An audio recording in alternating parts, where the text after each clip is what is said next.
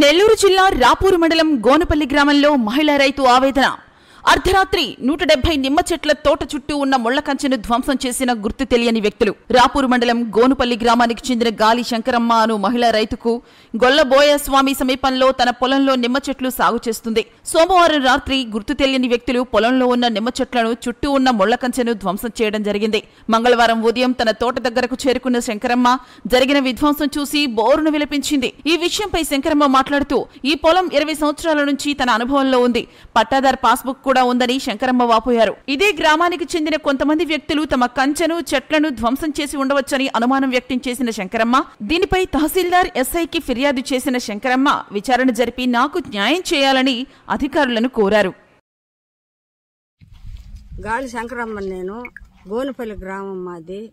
మా పొలము గొల్లబోయడు సంకాడ మేము తయారు చేసుకొని 20 సంవత్సరాల అనుభవంలో ఉండింది.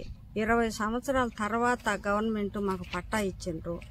పట్టా ఉంది, పాస్బుక్లు ఉన్నాయి, ఎంఆర్ఓ క్లియర్గా మాకు సర్టిఫికేట్ ఇచ్చిండు. మళ్ళీ కోర్టు ఆర్డర్ వచ్చింది, ఇండిషన్ ఆర్డర్ వచ్చింది. అన్నీ వచ్చినా కానీ మమ్మల్ని అల్లాడిపిస్తే ఆకులు మేపిస్తా ఉండ్రు. ఒడ్డోళ్ళలోనే వాళ్ళు తిరుపతి నీరజ, దగ్గోలు కిష్టయ్య, చెల్ల చిన్నక్క, చెల్ల పెద్దక్క, ఒలిపి వాడి పేరు ఏం పేరు, ఒలిపి కల్పన, వీళ్ళంతా చేరి ఇంకా చాలా మంది ఉండరులే, వాళ్ళంతా చేరి మమ్మల్ని అలాడిస్తుండ్రు.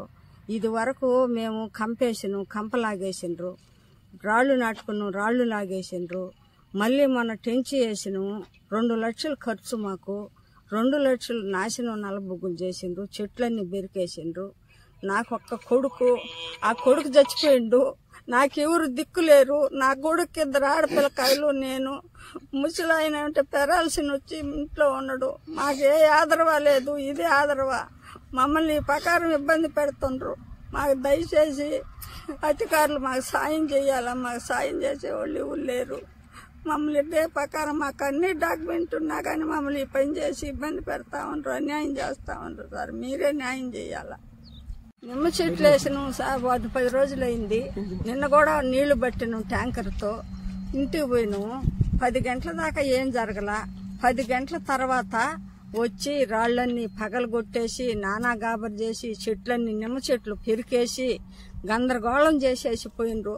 వద్దన్న వచ్చి తలకి నా కడుపు మండిపోయి నేను ఇక్కడ కూర్చొని ఏడుచుకుంటా ఉన్నాను. ఎన్ని చెట్లు వేసారమ్మా? నిమ్మ చెట్లు వేసినాం. ఎన్ని? 150 చెట్లు వేసినాం. 150-170 చెట్లు దాకేసిన వాళ్ళు. ఎవరు పగలు కొట్టారు అనుకుంటున్నారు?